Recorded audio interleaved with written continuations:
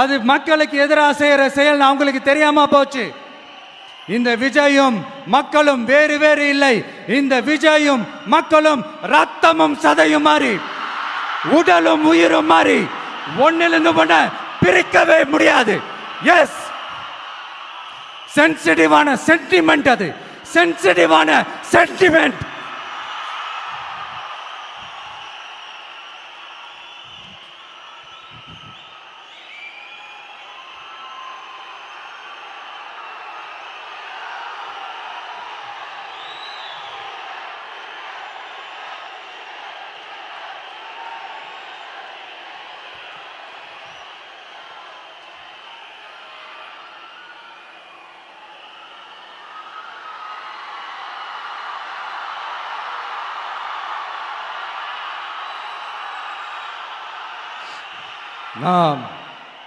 Sorry, இதை யாரும் அசைக்க முடியாது. மக்களை நேசிக்கிற விஜய் வேணுமா? மக்கள் விரோத ஆட்சி நடத்துற ஸ்டாலின் சார் வேணுமா?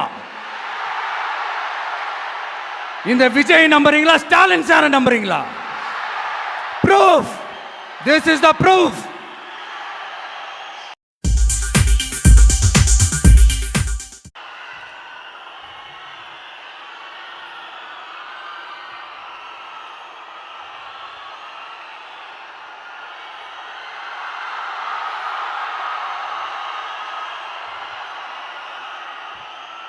எங்க ஓட்டு எங்க உரிமை.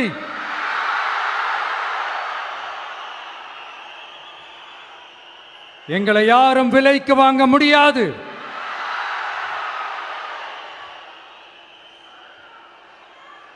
எங்க ஓட்டு விசில் சின்னத்துக்கு தான்.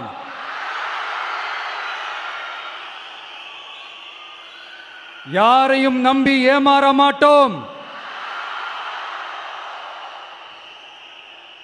எங்க வார்த்தையிலிருந்து மாற மாட்டோம்.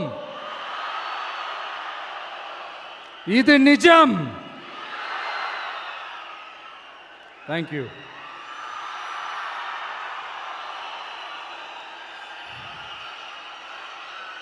ஒரு குட்டி கதையிலிருந்து ஆரம்பிப்போமா?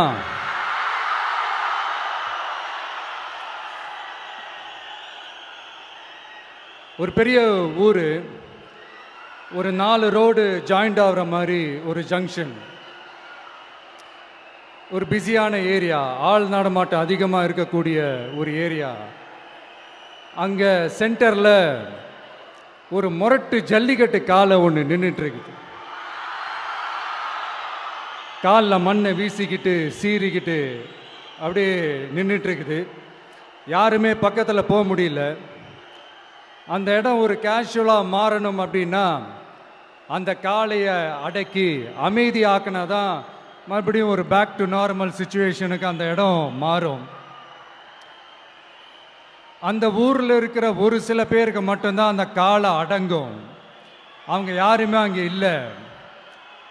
ஆனால் அந்த க்ரௌடில் இருந்த ஒரு சில பேர், ஆல்ரெடி அந்த காளையை அடக்கணங்களோடு இருந்த ஒரு சில பேர், எங்களுக்கு இல்லாத அனுபவமா? நாங்க பார்க்காத காளையா? நாங்க பார்க்காத மாடா? நாங்க போய் அடக்குறோம்னு சொல்லிட்டு உள்ள போறாங்க. ஒருத்தராலையும் அந்த காளையை தொடக்கூட முடியல. எல்லாரையும் அடிச்சு வீசி தூக்கி போட்டுருச்சு.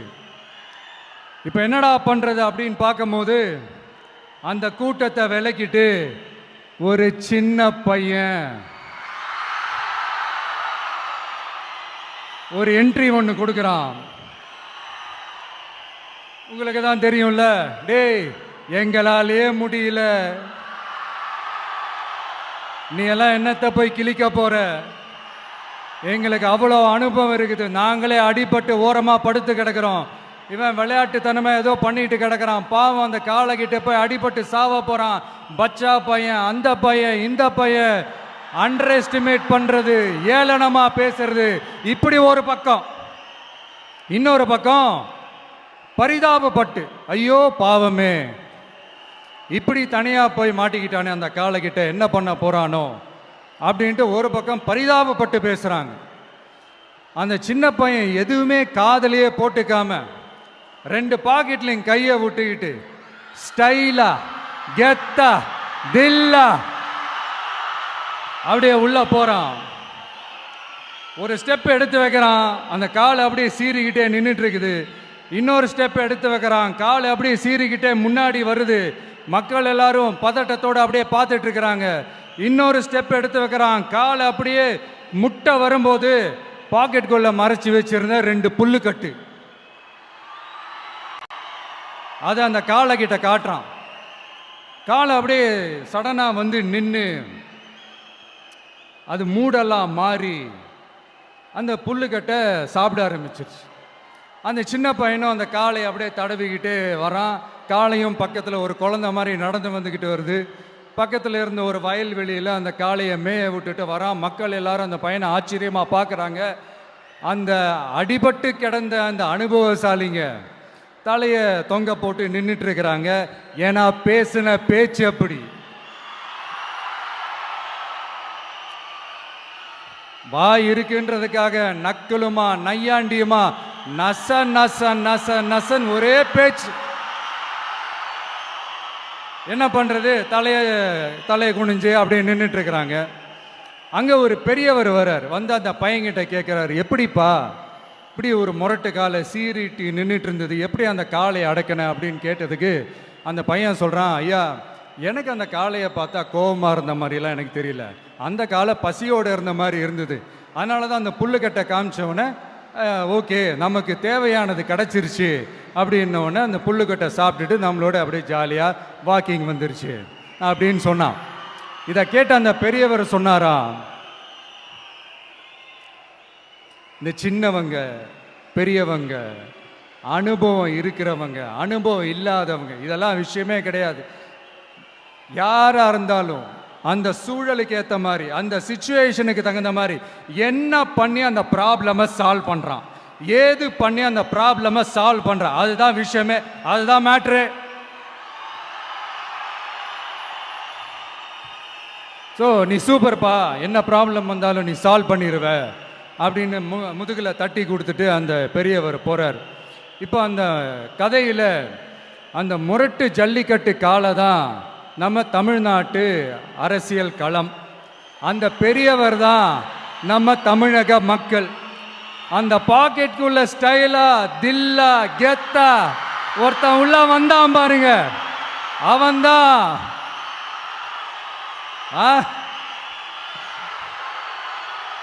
நான் இல்லைங்க, நான் இல்லை, நானு நீங்க நாம எல்லாருமா சேர்ந்து மாபெரும் மக்கள் சக்தியா இருக்கக்கூடிய நம்ம டிவிக்கு, அதுதான் அந்த சின்ன பையன்.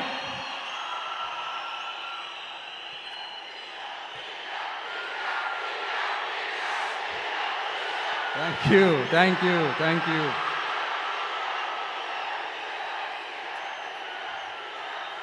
மக்களை நேசிக்கிற ஒரு நல்ல தலைமை இல்லாததுனால இத்தனை வருஷமா வேற வழி இல்லாம ஸ்டாலின் சார் கொடுத்த அந்த பொய்யான வாக்குறுதிகள் எல்லாத்தையும் நம்பி ஏமாந்த நம்ம மக்களுக்கு சரியான நேரத்தில் ஒரு வெகுஜன மக்கள் இயக்கமா வந்தது தான் நம்ம டிவிக்கு.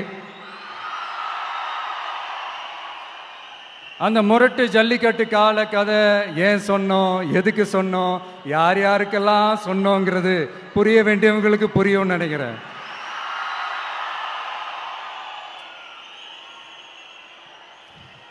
இப்போ நாம ஒவ்வொரு வீட்டில் உயிரா உணர்வா இருக்கிறோம். ஆனால் நான் உங்க எல்லாரையும் நேரில் சந்திக்கணும், நீங்கள் இருக்கிற ஊருக்கே உங்களை சந்திக்கணும் அப்படின்றது தான் எனக்கு மனசில் இருக்கிற ஒரு பெரிய ஆசை. ஆனால் அந்த சிச்சுவேஷன் ஒரு எதிர்கட்சியாக இருந்து கேள்வி கேட்டுட்டு இருக்கிற இந்த நேரத்தில் நமக்கு எதிராக என்ன சூழ்ச்சிகள்லாம் நடக்குதுன்றது உங்கள் எல்லாருக்குமே நல்லா தெரியும். அதனால் இப்போ உங்களுக்கு ஒரு வாக்குறுதியை கொடுக்குறேன், நம்மளுடைய ஆட்சி அமைஞ்சதும் ஒவ்வொரு கிராமத்துக்கும் நான் நேரடியா வந்து என்னுடைய சொந்தங்களாகிய உங்க எல்லாரையும் நான் சந்திக்கிறேன்.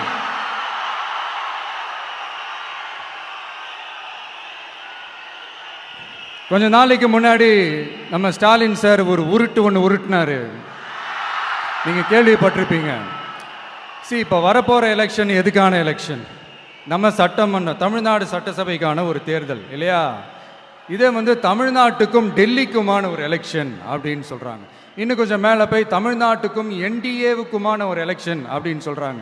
என்ன சார், டெல்லியில் ஏதாவது நிற்க போறீங்களா? அப்புறம் ஏன் தமிழ்நாட்டுக்கும் டெல்லிக்குமான ஒரு எலெக்ஷன் சொல்றீங்க? அப்புறம் இது ஏதாவது பார்லிமெண்ட் எலெக்ஷனா? பிரதமர் பதவிக்கு ஏதாவது போட்டி போடுறீங்களா? அப்புறம் ஏன் அதை தமிழ்நாட்டுக்கும் என்டிஏவுக்குமான ஒரு எலெக்ஷன் சொல்றீங்க? எங்களுக்கு புரியலையே சார், இது என்ன லாஜிக்னு எங்களுக்கு புரியலையே.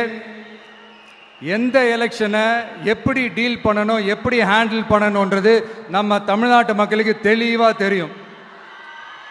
நம்ம தமிழ்நாட்டு மக்கள் மாதிரி ஒரு தெளிவான மக்களை நீங்க பார்க்கவே முடியாது. சூப்பர் கிளாரிட்டியோட சூப்பர் மக்கள் சார் நம்ம மக்கள். இந்த போருக்கு போறதுக்கு முன்னாடி தான் இந்த படை பரிவாரங்களோட போவாங்கன்னு கேள்விப்பட்டிருக்கிறேன். ஆனா நீங்க என்னடானா இந்த ஒன்றுத்துக்கும் உதவாத இந்த பால் டப்பாவை உருட்டிக்கிட்டு இருக்கீங்களே சார். உண்மையிலே இந்த எலெக்ஷன் எதுக்கான எலெக்ஷன் சொல்லட்டுமா? தமிழ்நாட்டு மக்களுக்கும் ஊழலுக்கும் நடக்கிற போர், தமிழ்நாட்டு மக்களுக்கும் லஞ்சத்துக்கும் நடக்கிற போர், தமிழ்நாட்டு மக்களுக்கும் இந்த நிர்வாகத்தை சரியா செய்யாத இந்த திமுக அரசுக்கும் நடக்கிற போர், அதாவது தமிழ்நாட்டு மக்களுக்கும் உங்க ஆட்சிக்கும் நடக்கிற போர், தமிழ்நாட்டு மக்களுக்கும் ஸ்டாலின் சாருக்கும் நடக்கிற போர். இன்னும் சுருக்கமா சொல்லணும்னா விஜய்க்கும் ஸ்டாலின் சாருக்கும் நடக்கிற போர்.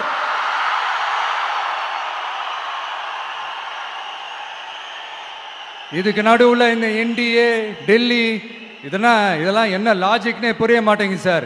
தமிழ்நாடு தான் விஜய், இந்த விஜய் தான் தமிழ்நாடு. தூய சக்தி டிவிகேவுக்கும் தீய சக்தி டிஎம்கேவுக்கும் தான் இந்த போர். இப்படி உக்கிரமா இருக்கிற இந்த போர்ல மறுபடியும் ஒன்னுத்துக்கும் உதவாத இந்த பால் டப்பாவை உருட்டிக்கிட்டு இன்னொரு காமெடி வேற.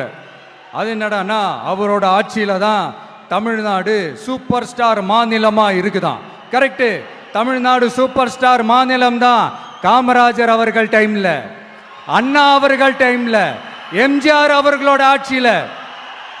இன்னைக்கு ஒன்னுத்துக்கும் உதவாத இந்த உல்டா மாடல் ஆட்சியில தமிழ்நாடு சூப்பர் ஸ்டார் மாநிலமாலாம் ஒண்ணு இல்ல, சூப்பர் ஸ்டாண்ட் அப் காமெடிக்காரர் நடத்துற மாநிலமா மாறிடுச்சு. மக்களே, உங்களுக்காக மட்டுமே தான் வர தடைகள், சதிகள், சூழ்ச்சிகள் எல்லாத்தையும் தாண்டி இந்த 2026 இந்த தேர்தலில் டிவிக்கு தில்லா நிற்கும்.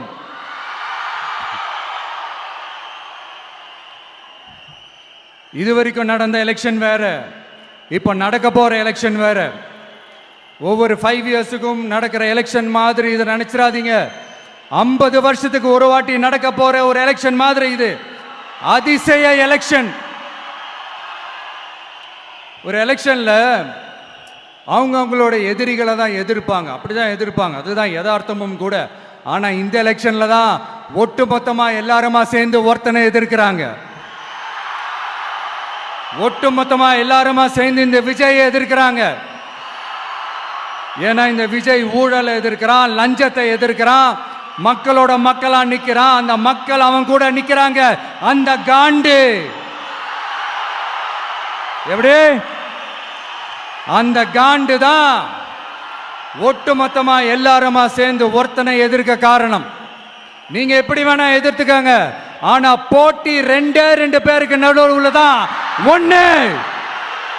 இன்னொன்னு, இந்த எலெக்ஷன் டேல மேக்சிமம் என்ன பண்ணுவீங்க? போவீங்க, ஓட்டு போடுவீங்க, வருவீங்க, அவ்வளவுதான் உங்களுடைய பார்ட்டிசிபேஷன்.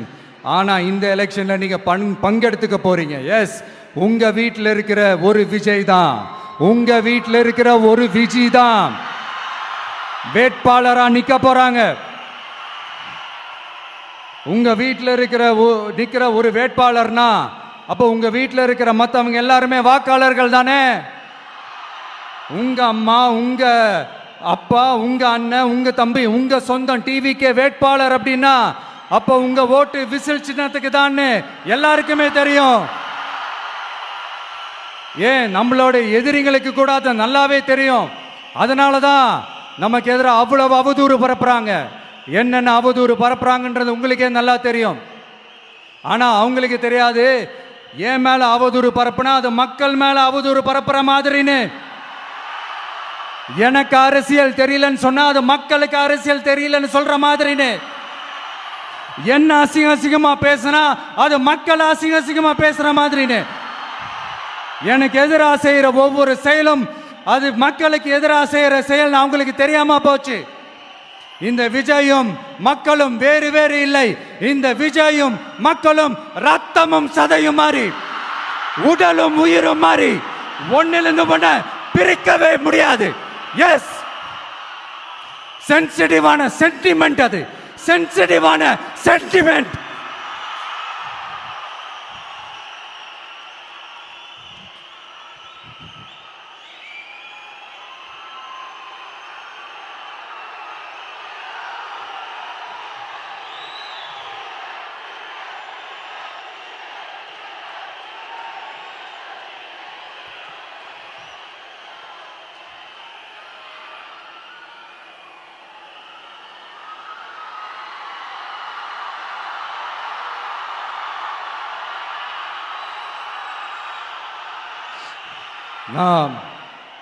சாரி, இதை யாரும் அசைக்க முடியாது. மக்களை நேசிக்கிற விஜய் வேணுமா, மக்கள் விரோத ஆட்சி நடத்துற ஸ்டாலின் சார் வேணுமா? இந்த விஜய் நம்புறீங்களா, ஸ்டாலின் சார் நம்புறீங்களா? Proof, this is the proof.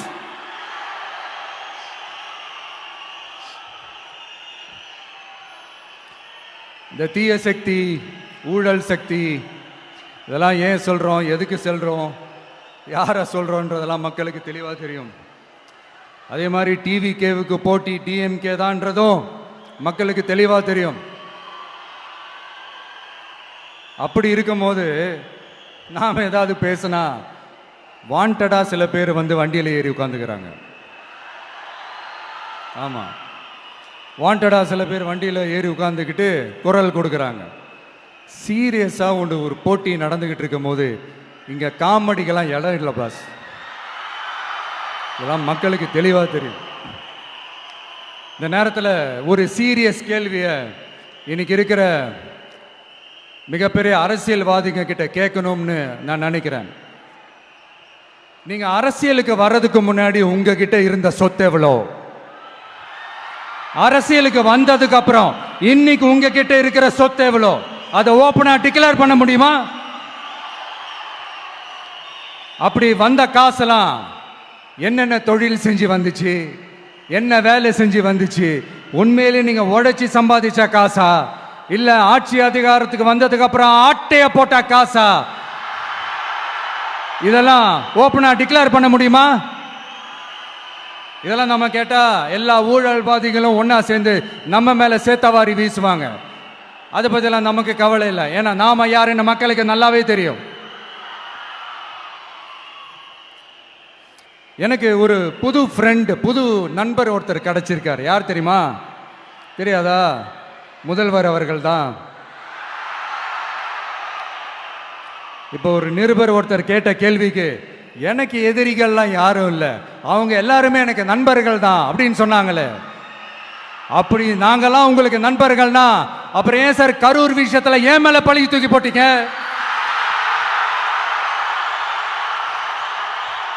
உங்களுக்கு மனசாட்சின்னு ஒண்ணு இருந்தா அப்படி பேசிருப்பீங்களா?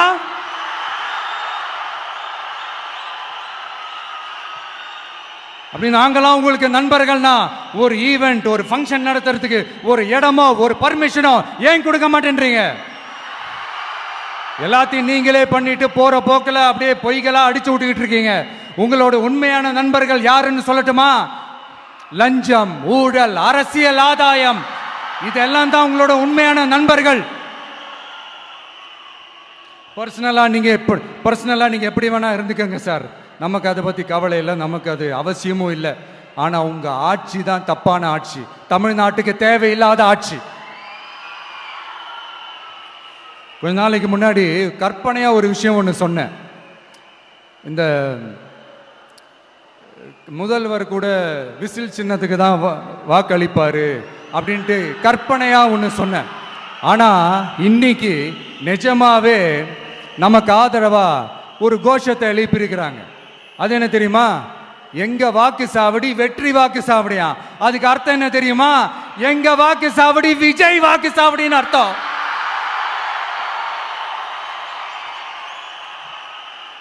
அது சரி, மக்களோட இந்த ஆதரவை பார்த்துட்டு அவர் அறியாமலே எப்படி பேசிட்டாரு என்னமோ தெரியல. 50 வருஷம் எக்ஸ்பீரியன்ஸ் அரசியல்ல, உண்மை என்னன்னு ஒத்துக்கிட்டு தானே ஆகணும்.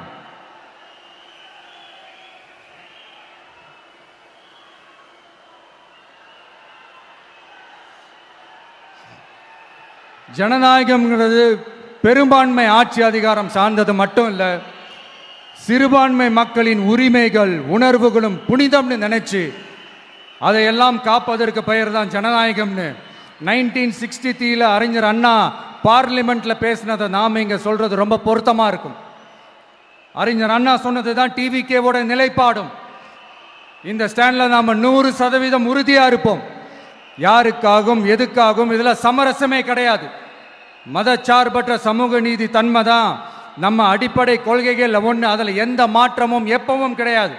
ஆனால் இதெல்லாம் மறந்துட்டு எப்படியாவது எதையாவது செஞ்சு ஓட்டு வாங்குறதுக்காகவே இங்கே சில பேர் இருக்கிறாங்க.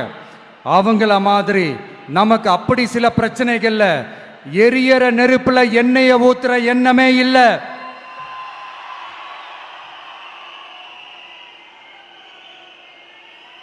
இங்க சில அரசியல் கட்சிகளும் சில அரசியல் தலைவர்களும் ஒரு சில நேரங்களில் அமைதியா இருந்தாலே போதும், ஒரு பிரச்சனையும் வராது. இப்போ கரண்ட்ல இருக்கிற சில பிரச்சனைக்கு வருவோம். இந்த கரண்ட் பிரச்சனைக்கு வருவோம். மாசம் மாசம் கரண்ட் பில்லு கட்டுற மாதிரி மாத்துவோம்னு சொன்னீங்களே, செஞ்சீங்களா? நிறைய வீடுகளில் 100 யூனிட் தான் அந்த கரண்ட்டு செலவாகுது ஒரு மாதத்துக்கு. மாதம் மாதம் நீங்கள் அந்த பில்லு கொடுத்தீங்கன்னா அவங்களுக்கு அது ஃப்ரீ ஆகிடும். அவங்க அந்த காசை கட்ட தேவையே இல்லை. ஆனால் 2 மாதத்துக்கு ஒரு வாட்டி அந்த பில்லு கொடுத்தீங்கன்னா, இப்போ சப்போஸ் அது 200 யூனிட்டுக்கு மேலே போச்சுன்னா அது அவங்களுக்கு ஒரு மிகப்பெரிய சுமை தானே. இது எந்த கணக்கில் எடுத்துக்கிறது? ஒரு மாதிரி ஒரு மாடர்ன் கரப்ஷன் அப்படின்னு எடுத்துக்கலாமா? அடுத்து பஸ் வசதி. நிறைய கிராமங்களில் பஸ் வசதி இல்லைன்னு சொன்னால் இந்த ஒட்டுமொத்த திமுக அரசும் கத்திக்கிட்டு வந்துடுவாங்க. நாங்கள் பஸ் விடாத கிராமங்களே இல்லை அப்படின்னு சொல்லுவாங்க. அப்படி அது உண்மை அப்படின்னா முதல்வர் அவர்கள் கிட்ட நம்ம தங்கச்சி ஒருத்தவங்க ஒரு கேள்வி கேட்டாங்களே, எங்க ஊருக்கு ஒரு மினி பஸ் ஆவது விடுங்க சார் அப்படின்னு கேட்டாங்களே, அது எந்த கணக்கில் எடுத்துக்கிறது? நிறைய மலை கிராமங்கள்ல பஸ் வசதி இல்லை, நிறைய மலை கிராமங்களில் ஹாஸ்பிட்டல் வசதி இல்லை. இது ரெண்டுமே எவ்வளவு முக்கியமான ஒரு விஷயங்கள். பஸ் வசதியும் ஹாஸ்பிட்டல் வசதியும் இல்லாததுனால வீட்டிலேயே பிரசவம் பார்க்கிற அந்த ஆபத்து இருக்குதுன்னு எவ்வளவு நியூஸ் பார்க்கிறோம். இதெல்லாம் எந்த கணக்கில் சேர்த்துக்கிறது? அடுத்து இது எல்லா மீட்டிங்லையும் பேசுறதுதான், பெண்களுக்கு பாதுகாப்பு நம்பர் 1 இருக்குது தமிழ்நாட்டில் அப்படின்னு சொல்றாங்க. அப்புறம் அது என்ன, வி சேஃப் மாடலா? பெண்கள் என்ன சொல்றாங்க தெரியுமா? அது வி சேஃப் மாடல் இல்ல, வி ஆர் நாட் சேஃப் மாடல்னு சொல்றாங்க. இப்படி இருக்கிறப்போ தமிழ்நாட்டில் எங்க போனாலும் பெண்களுக்கு பாதுகாப்பு அப்படியே கொட்டி கிடக்குதான். இப்படி சொன்னா எப்படி சார்? கேட்கறவங்க என்ன கேசரி சாப்பிட்றாங்க நினைச்சீங்களா?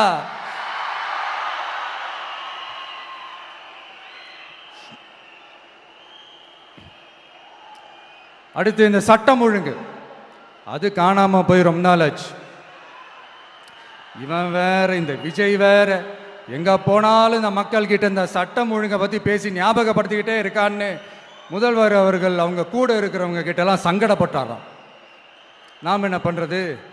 நாம தான் தமிழ்நாட்டோட விசில் ப்ளோயர் ஆச்சே.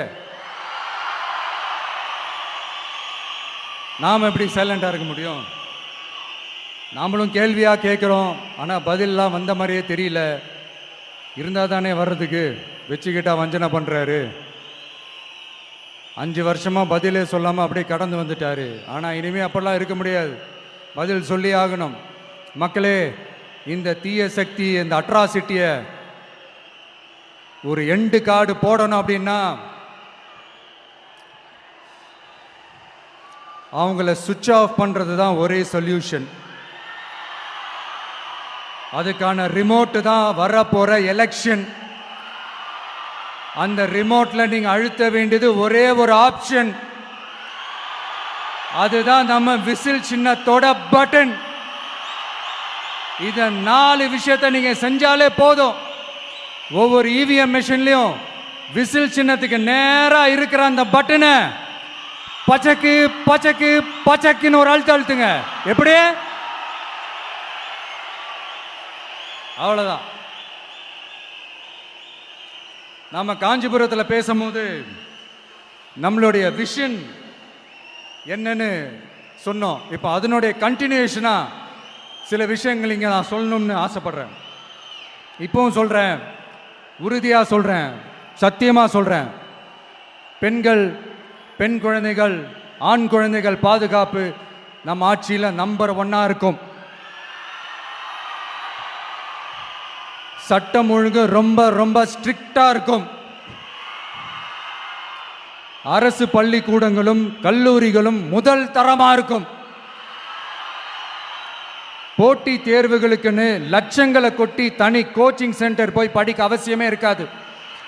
ஏன்னா கவர்மெண்ட் ஸ்கூல், காலேஜ் சிலபஸே போட்டி தேர்வுகளை ஈஸியா சந்திக்கிற வகையில் அந்த ஸ்டாண்டர்டுக்கு ஏத்த மாதிரி அமைக்கப்படும்.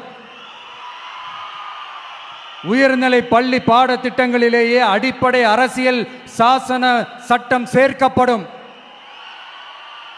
மாநில மற்றும் ஒன்றிய அரசு அலுவலகங்கள், வங்கிகளின் செயல்பாடுகள் மற்றும் அவற்றை அணுகும் முறை குறித்து மாணவர்களுக்கு தெளிவான புரிதலை ஏற்படுத்தும் வகையில் தேர்வுகள் அற்ற செயல்முறை பாடமாக கற்பிக்கப்படும். இந்தியா முழுக்க உள்ள ஒன்றிய அரசு சார்ந்த கல்வி நிலையங்கள் மற்றும் அதன் சேர்க்கை அட்மிஷன் குறித்து புரிதலும் தெளிவும் மாணவர்களுக்கு உருவாக்கப்படும். அனைத்து அரசு பள்ளிகளிலும் பெண் குழந்தைகளுக்கு சுத்தமான, சுகாதாரமான மற்றும் தரமான கதவுகள் பொருத்தப்பட்ட ரெஸ்ட் ரூம்கள் அமைப்பது உறுதி செய்யப்படும். போதைப் பொருட்கள் இல்லாத தமிழகம் உருவாக்கப்படும். மாவட்ட கலெக்டர்கள் மற்றும் எஸ்பிக்களில் சரி பாதி பெண்களாக இருக்கும்படி செய்வோம். மலை கிராமங்களில் அரசு ஆரம்ப சுகாதார நிலையங்கள் பிரசவம் பார்க்கும் வசதியுடன் அமைக்கப்படும். பஸ் போக்குவரத்து இல்லாத கிராமங்கள் மற்றும் மலை கிராமங்களே இல்லை என்ற நிலை உருவாக்கப்படும். ஏற்கனவே அமைப்பு சாரா தொழிலாளர்கள் அமைப்பு இருந்தாலும் ஆட்டோ, டாக்ஸி மற்றும் லாரி டிரைவர்களுக்கென அவர்களின் நலன்களுக்காகவும் குடும்ப நலன்களுக்காகவும் தனியாக நல வாரியம் அமைக்கப்படும். தென் தமிழகம் உட்பட தமிழகத்தின் தேவையான பகுதிகளில் தொழிற்சாலைகள் அமைக்கவும் தொழில் வளம் பெருக்கவும் தனி கவனம் செலுத்தப்படும். விவசாயிகள், மீனவர்கள் மற்றும் நெசவாளர்களின் கருத்துக்களை அறிந்து அவர்களுக்கான திட்டங்கள் காலத்தின் தேவைக்கேற்ப உருவாக்கப்படும். இப்போ நம்ம ஸ்டாலின் சார் அறிவாலயம் பக்கத்தில் யாரு நடந்து போனாலும், அறிவாலயம் பக்கத்தில் யாரு நிழலுக்கு ஒதுங்கினாலும் கூட்டணியில் சேர்த்துக்கிறார். அந்த கொள்ளையடிச்சிருக்கிற வச்சிருக்கிற பணத்தில் ஒரு பங்கு ஒன்று கொடுத்து, இந்த அதுக்கு பேர் கல்லாப்பெட்டி கூட்டணின்னு வச்சிருக்கிறேன். அந்த கல்லாப்பெட்டி கூட்டணியை ரொம்ப கஷ்டப்பட்டு சேர்த்திருக்கிறார். ஆனால் அவருக்கு நான் சொல்றேன், இந்த அறத பழைய கூட்டணி கணக்குகளோ இந்த கொள்ளையடிச்ச பணத்தையே வச்சு எங்க மக்களை ஏமாத்தி எல்லாம் ஜெயிக்க முடியாது. ஏன்னா இது மாபெரும் மக்கள் சக்தியான வித்தியாசமான விசில் புரட்சி எலெக்ஷன்.